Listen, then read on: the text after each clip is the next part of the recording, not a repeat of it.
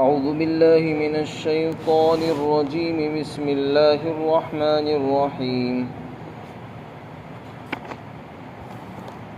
ولسليمان الريح غدوها شهر ورواحها شهر وأسلنا له عين القطر ومن الجن من يعمل بين يديه بإذن ربه ومن يزغ منهم عن أمرنا نذقه من عذاب السعير يعملون له ما يشاء من محاريب وتماثيل وجفان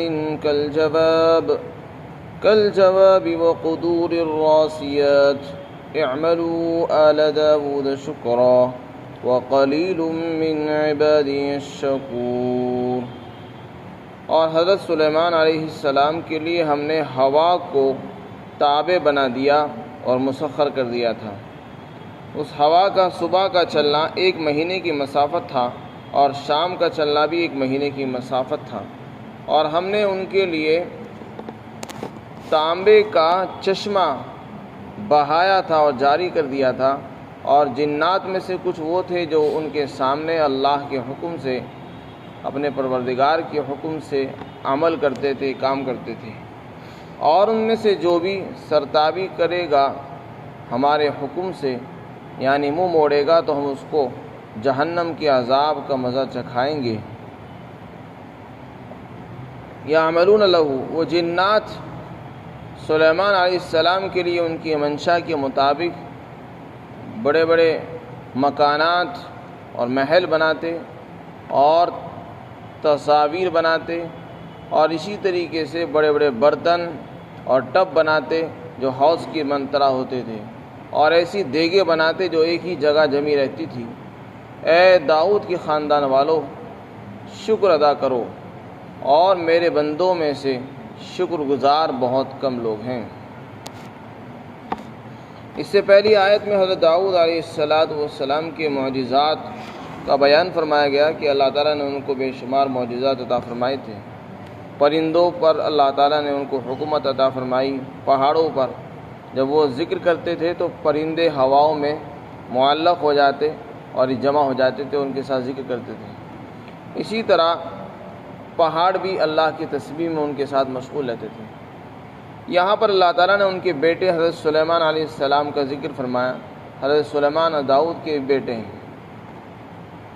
حضرت سلیمان علیہ السلام کو بھی اللہ نے نبوت اور سلطنت عطا فرمائی تھی، جیسے کہ والد صاحب کو نبوت اور سلطنت سے نوازا، بیٹے کو بھی دونوں چیزیں عطا فرمائی، اور ایسی سلطنت عطا فرمائی کہ روئے زمین پر کسی کو نہیں ملی۔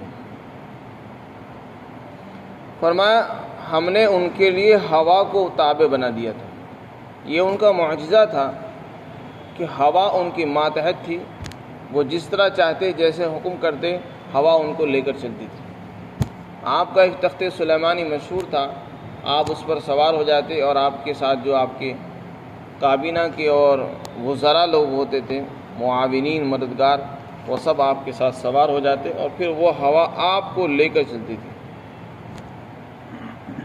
صبح کا اس کا چلنا 1 مہینے کی مسافت تھا، یعنی اس زمانے میں جو لوگ تیز رفتار سواریوں سے جاتے تھے تو 1 مہینے کی مسافت پر جتنی دور جانے میں 1 مہینہ لگتا تھا، اتنی دور کا سفر وہ ہوا ان کو ایک صبح میں کرا دیا کرتی تھی۔ صبح کو چلتے تو دوپہر تک وہاں پہنچ جاتے تھے۔ اسی طرح ظہر کے بعد جب وہ چلتے تھے تو ایک شام کے اندر 1 مہینے کی مسافت کا سفر طے کرا دیا کرتے تھے۔ حضرت حسن بصری سے منقول ہے کہ یہ جو اللہ تعالیٰ نے ہوا کا ان کو معجزہ عطا فرمایا، اور یہ جو نعمت عطا فرمائی تھی، یہ اس وجہ سے عطا کی کہ ایک مرتبہ حضرت سلیمان علیہ السلام گھوڑوں کے معائنے میں مشغول تھے، اپنے گھوڑوں کا جائزہ لے رہے تھے اور ان کو دیکھ رہے تھے۔ اسی معائنے کے اندر مصروف رہتے ہوئے نماز آپ کی قضا ہو گئی عصر کی۔ جب آپ کی نماز قضا ہو گئی تو آپ نے ان گھوڑوں کو ہی قربان کر دیا، کیونکہ وہ گھوڑے ہی غفلت کا نماز کی قضا ہونے کا سبب بنے، تو پھر انہی کو ذبح کر ڈالا اور اللہ کے لیے قربان کر دیا۔ جیسے اس امت کے لیے اونٹ اور دوسرے جانور حلال ہیں ان کے لیے گھوڑا بھی حلال تھا، تو انہوں نے سب گھوڑوں کو قربان کر دیا۔ اللہ تعالیٰ نے اس کے بدلے میں ان کو سواری کے طور پر ہوا عطا فرمایا۔ وہ گھوڑوں سے سواری لیتے تھے، لیکن جب وہ سواری کے جانور ہی نہیں رہے تو پھر اللہ نے آپ کو یہ سرا عطا فرمایا کہ آپ کو ایسی سواری عطا فرمائی ہوا کہ وہ آپ کو ایک صبح کے اندر ایک مہینے کی مسافت طے کرا دیا کرتی۔ حضرت حسن بصری فرماتے ہیں کہ سلیمان علیہ السلام صبح کو چلتے تھے، بیت المقدس سے روانہ ہوتے اور استخر تک پہنچتے تھے، اور پھر ظہر کے بعد استخر سے چلتے تھے تو کابل تک پہنچ جاتے تھے۔ تو اس طریقے سے ایک دن کے اندر ہوا 2 مہینے کی مسافت کا سفر طے کرا دیا کرتی تھی، یعنی جتنی دور جانے میں 2 مہینے لگتے تھے، حضرت سلیمان علیہ السلام کو 1 دن لگتا تھا۔ ایسی تیز رفتار ہوا اللہ تعالیٰ نے آپ کو عطا فرمائی تھی، اور صرف آپ ہی نہیں ہوتے تھے، آپ کے ساتھ پورا تخت ہوتا تھا، اور آپ کے ساتھ جو وزراء آپ کے ہوتے تھے وہ بھی ہوتے تھے۔ وَأَسَلْنَا لَهُ عَيْنَ الْقِطْرِ، اسی طرح دوسرا معجزہ بیان کیا کہ ہم نے حضرت سلیمان علیہ السلام کے لیے تانبے کا چشمہ جاری کر دیا تھا۔ حضرت ابن عباس فرماتے ہیں کہ یہ چشمہ یمن کے اندر تھا، اور فرماتے ہیں کہ وہ اتنا لمبا تھا کہ 3 دن اور 3 رات اس کے مسافت کو طے کرنے میں لگتے تھے۔ یمن کے اندر وہ پھیلا ہوا تھا، تانبا پھنگلا ہوا، ایسا سیال پانی کی طرح تانبا اللہ تعالیٰ نے آپ کو عطا فرمایا تھا۔ اس کا ایک چشمہ تھا اور وہ بہتا بھی تھا، وہ اللہ نے آپ کو عطا فرمایا تاکہ اس کے ذریعے سے برتن بنائیں، تو آپ اس کے ذریعے سے برتن بناتے تھے۔ فرمایا وَأَسَلْنَا لَهُ عَيْنَ الْقِطْرِ، اور تانبے کا چشمہ ہم نے ان کے لیے بہا دیا تھا، یعنی پانی کی طرح بہتا تھا وہ، پھر آپ جس طرح چاہتے جیسے چاہتے برتن اس سے بنا دیا کرتے ہیں۔ بڑے بڑی دیگیں، بڑے بڑے برتن، بڑے بڑے ٹب اور بہت بڑے بڑے برتن دیگیں اسی کے ذریعے سے بنتی تھی۔ یہ اللہ تعالیٰ نے آپ کے لیے بطور معجزہ کہ اس کو نرم فرما دیا، جیسے کہ سلیمان علیہ السلام کے لیے لوہے کو نرم کر دیا گیا تھا، لوہے سے وہ زرہ بناتے تھے، اور داؤد علیہ السلام کے لیے اسی طرح سلیمان کے لیے اللہ تعالیٰ نے تانبے کو بالکل پانی کی طرح پنگھلا دیا گیا تھا کہ وہ جب چاہتے جیسا چاہتے اس سے بنا دیا کرتے تھے۔ چنانچہ آپ علیہ السلام اس تانبے کے ذریعے سے، چونکہ وہ معدنی چیز تھی، جناتوں سے کام لیا کرتے تھے۔ اللہ تعالیٰ نے آپ کو جناتوں پر بھی بادشاہت عطا فرمائی تھی، اور جنات بھی آپ کے حکم کے تابع و ماتحت رہتے تھے۔ آپ جیسے چاہتے ان کو حکم دیتے اور جنات آپ کے حکم کے مطابق چلتے تھے۔ اللہ تعالیٰ نے جناتوں کو حکم دیا تھا کہ تم تو سلیمان کی خدمت میں لگے رہو، ان کی خدمت گزاری کرو، چنانچہ وہ آپ کی خدمت میں لگے رہتے تھے، باوجود ہی کہ وہ شیطان تھے لیکن آپ کی خدمت میں لگے رہتے تھے۔ چنانچہ آپ ان سے بڑے بڑے کام لیتے، بڑی بڑی عمارتیں ان سے بنواتے تھے، بڑے بڑے جو ہے برتن بنواتے تھے، حوض بنواتے تھے، ٹب بناتے تھے، ان سے تصویریں بنواتے تھے، اور بڑی بڑی دیگیں بناتے تھے جس میں کھانا بنتا تھا، اور پیالے اتنے بڑے بڑے تھے کہ اس میں 1000 آدمی کھانا کھا لیتے تھے۔ تو جب پیالے اتنے بڑے بڑے تھے تو دیگیں کتنی بڑی بڑی ہوں گی؟ تو بڑی بڑی دیگیں، بڑے بڑے پیالے، اور بڑی بڑی عمارتیں، قلعے، اور اسی طریقے سے تصویریں اور مجسمے آپ علیہ السلام ان سے بنوایا کرتے تھے، اور جنات آپ کے حکم کے تابع کام کرتے تھے۔ اسی کو اللہ تعالیٰ فرماتے ہیں وَمِنَ الْجِنِّ، اور بعض جنات آپ کے سامنے آپ کے رب کے حکم سے کام کرتے تھے۔ یہ اللہ نے جناتوں کو آپ کے تابع بنا دیا تھا۔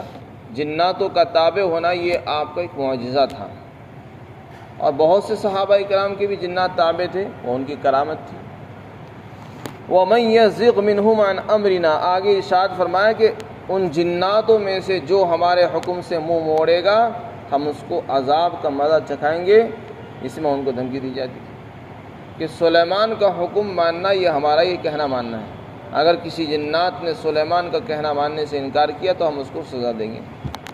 جنات مجبور تھے، وہ کام کرتے تھے۔ یعملون لہ ما یشاء، فرمایا سلیمان علیہ السلام کے لیے وہ جو چاہتے تھے کام کرتے تھے، جیسا چاہتے تھے ان سے مکانات بنواتے تھے، سمندروں سے بہت سے جواہرات نکلواتے تھے، پتھر جو ہے ان سے اٹھواتے تھے، بھاری بھاری سامان ان سے اٹھوایا کرتے تھے. تو جنات بہت کام کرتے تھے. محاریب، محراب کی جمع ہے. محراب کہتے ہیں بالا خانے کو بھی کہتے ہیں، اور ایک ایسی جگہ کو کہتے ہیں جہاں دوسروں کی رسائی نہیں ہوتی. محراب حرف سے بنا ہے. بادشاہ لوگ پہلے اپنے لیے، اپنے رہنے کے لیے ایک ایسا کمرہ بناتے تھے جہاں دوسرا آدمی نہ پہنچ سکے اور کوئی ان پر حملہ نہ کر سکے. اپنے حفاظت کے لیے، تحفظ کے لیے ایسے مکان بناتے تھے، اس کو محراب کہتے تھے. اور بنی اسرائیل کے اندر ان کی مسجدوں کو محراب ہی کہا جاتا تھا. جیسے کہ آج نماز پڑھنے کی جگہوں کو مسجد کہا جاتا ہے، تو ان کے زمانے میں ان کی مسجدوں کو محراب کہا جاتا تھا. بنی اسرائیل کی مسجدیں محراب کہا جاتا تھا. تو وہ محرابیں بناتے تھے بڑی بڑی. محراب کے معنی قلعے کی بھی ہیں، بڑی بڑی عمارتوں کی بھی آتے ہیں، کئی معنی میں استعمال ہوتا ہے. تو ان کے لیے محرابیں بنواتے تھے، بڑی بڑی مکانات بناتے تھے. تماثیل کے معنی تمثال کی جمع ہے. مجسمے کے آتے ہیں، مورتیاں، کہ وہ ان کے لیے بڑے بڑے مجسمے بناتے تھے. اب مورتیوں پر یہ اعتراض ہوتا ہے کہ مورتی بنانا، تصویریں بنانا یہ تو حرام اور ناجائز ہے. تو علماء نے فرمایا کہ شریعتیں مختلف رہی ہیں. ہو سکتا ہے سلیمان علیہ السلام کی شریعت میں یہ چیزیں حلال ہوں اور اس شریعت کے اندر اس کو حرام کر دیا گیا. جیسا کہ شریعت محمدیہ کے اندر ہی بہت سی چیزیں شروع میں حلال تھی، بعد میں ان کو حرام کر دیا گیا. چنانچہ شروع زمانے میں شراب حلال تھی، بعد میں اس کی حرمت نازل ہوئی. اسی طریقے سے نماز کے دوران بات چیت کرنا حلال تھا، بعد میں اس کو منع کر دیا گیا کہ نماز کے دوران بات کرنا منع ہے. اگر کوئی آدمی بات کرے گا تو نماز نہیں ہوگی، نماز فاسد ہو جاتی ہے. تو شریعتوں کے اندر بہت سے اختلافات رہے ہیں. بہت سی چیزیں پہلے حلال تھی، اس امت میں حلال نہیں ہے. بہت سی چیزیں پہلی شریعتوں میں حرام تھی، اس امت میں، اس شریعت میں حلال ہے. تو شریعتوں میں اختلاف رہا ہے. تصویر کے متعلق حدیث پاک کے اندر آتا ہے، حضرت عبداللہ بن مسعود رضی اللہ عنہ کی روایت ہے صحیح بخاری کے اندر. اللہ کے رسول نے فرمایا اشد الناس عذابا یوم القیامہ المصورون، کہ جو لوگ تصویر بناتے ہیں ان کو سب سے زیادہ سخت ترین عذاب ہوگا. سب سے زیادہ سخت عذاب کے اندر تصویر بنانے والے ہوں گے. اس کی وجہ یہ ہے کہ تصویر بنانا یہ اللہ کی صفت ہے. خالق اللہ ہے، وہی مصور بھی ہے. اللہ کے صفاتی ناموں میں سے ایک نام ہے مصور، کہ وہ تصویریں بناتا ہے، لوگوں کی شکلیں بناتا ہے، صورتیں بناتا ہے. اب اگر کوئی آدمی یہ کام کرے گا تو گویا کہ وہ اللہ کی تخلیق میں اور اس کی صفت میں اپنے آپ کو شریک کر رہا ہے، اور یہ بتا رہا ہے کہ دیکھو جو کام اللہ کر سکتا ہے وہ میں بھی کر سکتا ہوں. تو اللہ کو یہ شرک پسند نہیں ہے، اس لیے اس کو حرام قرار دے دیا گیا کہ تصویر بنانا حرام ہے. تو تمثال کے معنی آتے مجسمے، مورتیاں بنانا، جیسے گارے اور مٹی سے بنائی جاتی ہے یا موٹی موٹی چیزوں سے، پتھروں سے تراشی جاتی ہے، ان کو تمثال کہتے ہیں. یا آدمی اپنے ہاتھوں سے بنائے، پینٹنگ کرے، یا قلم سے بنائے، کمپیوٹر سے بنائے، وہ بھی تصویروں میں داخل ہے. تو یہ چیزیں حرام ہیں جس کے اندر آدمی کے عمل کو دخل ہوتا ہے. اپنے ہاتھ سے آپ کسی کی آنکھیں بناؤ، ہاتھ پیر بناؤ، آنکھ ناک کان بنائیں گے، اس میں رنگ بھریں گے، تو یہ تصویر میں آتا ہے. یا آپ کڑھائی کے ذریعے سے تصویریں بناؤ تو وہ بھی تصویر کہلاتی ہے. تو اس امت کے اندر تصویر حرام ہے. حدیث شریف میں آتا ہے، ابن عباس رضی اللہ عنہ کی روایت ہے کہ کل مصور فی النار، کہ ہر تصویر بنانے والا جہنم میں جائے گا. اتنی سخت وعید ہے. اللہ تعالیٰ نے اس پر بہت سخت وعید بیان فرمائی ہے. اس لیے ہم سب کو تصویر بنانے سے بچنا چاہیے. تصویر بڑا گناہ ہے. وجفان کالجواب، فرمایا جفان جفنا کی جمع ہے، اس کے معنی پانی کا بڑا برتن، جسے بڑے بڑے پیالے. مفسرین نے لکھا ہے کہ ایسے بڑے بڑے برتن بناتے تھے کہ اس میں 1000 آدمی کھا لیا کرتے تھے. تو جنات بڑے بڑے برتن بناتے تھے جو چھوٹے چھوٹے حوض کی طرح ہوتے تھے. فرمایا وقدور الراسیات، اسی طرح دیگیں بناتے تھے. دیگیں ایسی ہوتی تھی کہ وہ اپنی جگہ سے ہلتی نہیں تھی. پیالے بھی ایسے ہوتے تھے، ایک جگہ رکھ دیا بس وہ ہلتے نہیں تھے، اور ان پر جانے کے لیے سیڑھیاں لگانی پڑتی تھی. تو بڑی بڑی دیگیں جس میں کھانے بنتے تھے وہ بناتے تھے۔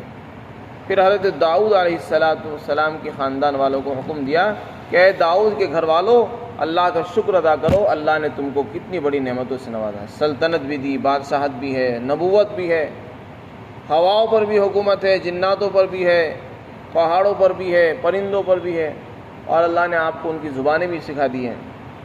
تو یہ نعمتیں کسی اور خاندان کو عطا نہیں ہوئی، صرف تمہارا ہی خاندان ایک ایسا خاندان ہے کہ اللہ نے جن کو دنیا پر سلطنت بھی دی ہے، نبوت بھی دی ہے، اور صرف انسان ہی نہیں دوسری مخلوقات پر بھی اللہ نے آپ کو قدرت عطا فرمائی ہے، لہذا اس کا شکریہ عملی طور پر ادا کرو۔ یہاں فرمایا اعملوا، اشکروا بھی کہا جا سکتا تھا لیکن فرمایا اعملوا۔ مفسرین نے فرمایا کہ اس میں اشارہ اس طرف ہے کہ عملی طور پر شکر ادا کر کے دکھاؤ۔ ایک تو زبان سے کہہ دینا الحمدللہ، فرمایا اتنا کافی نہیں ہے، زبان سے بھی شکر ادا کرو اور اپنے عمل سے بھی اس کا اظہار کرو۔ چنانچہ حضرت داؤد علیہ السلام کے متعلق حضرت ثابت بنانی سے منقول ہے کہ حضرت داؤد علیہ السلام نے اپنے گھر والوں کے اوپر دن اور رات کو تقسیم کر رکھا تھا، چنانچہ رات اور دن کی کوئی گھڑی ایسی نہیں تھی جس میں کوئی فرد ان کے گھر کا نماز میں اور عبادت میں مشغول نہ رہتا ہو۔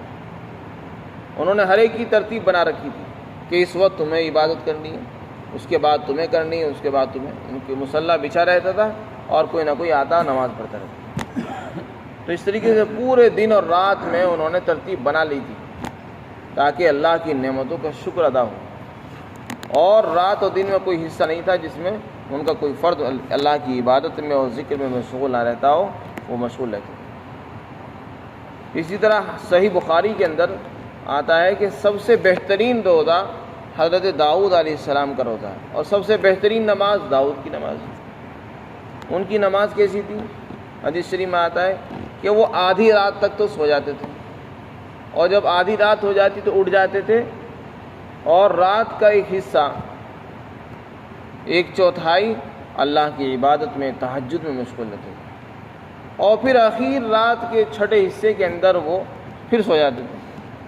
پہلے شروع میں آدھی رات سوتے، پھر اٹھ کر اللہ کی عبادت کرتے، تہجد پڑھتے تھے، اور اس کے بعد پھر رات کے آخری حصے میں دوبارہ سے سو جاتے تھے۔ تو اس کو بہترین نماز فرمایا۔ اسی طرح بہترین روزہ فرمایا حضرت داؤد علیہ السلام کے روزے کو۔ حضرت داؤد علیہ السلام کا روزہ کس طرح تھا؟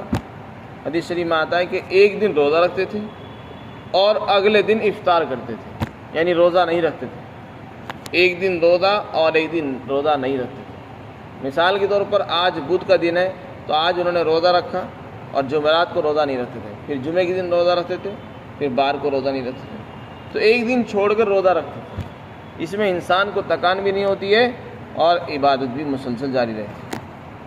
تو اسی لیے فرمایا کہ اگر کسی آدمی کو مسلسل روزہ رکھنے کی عادت ہو تو اس سے تو منع فرمایا ہے، کیونکہ یہ صوم الدہر ہے، مسلسل روزے مت رکھو، لیکن اگر روزے رکھنا ہی ہے تو اس کی ترتیب یہ ہے، ایک دن روزہ رکھا جائے، دوسرے دن افطار کیا جائے، تاکہ آدمی کی صحت پر بھی فرق نہ پڑے اور اللہ کی رضا اور خوشنودی حاصل ہوتی رہے۔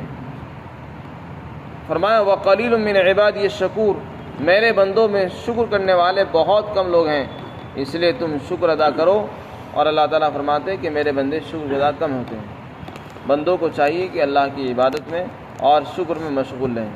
شکر جیسے زبان سے ہوتا ہے اسی طرح عمل سے بھی ہوتا ہے۔ زبان سے یہ ہے کہ آدمی اپنے منعم کو پہچانے اور اس کا اقرار کرے، اظہار کرے کہ ہاں فلاں نے مجھ پر انعام کیا، اور عمل سے یہ ہوتا ہے کہ اس کی اطاعت میں اس نعمت کو لگائے۔ جیسے اللہ نے ہمیں ہاتھ دیے، بدن دیا ہے، دو پیر دیے، پیشانی دی ہے، تو عملی شکر یہ ہے کہ ہم اپنے اس جسم کو اللہ کے حکموں پر لگا دیں، اس کی اطاعت اور اس کی خوشنودی پر خرچ کریں۔ یہ بھی اللہ کی نعمتوں کا شکریہ ہے جو عملی طور پر انجام دیا جاتا ہے۔ اللہ تعالی ہم سب کو عملی طور پر شکر گزار بنا دیں۔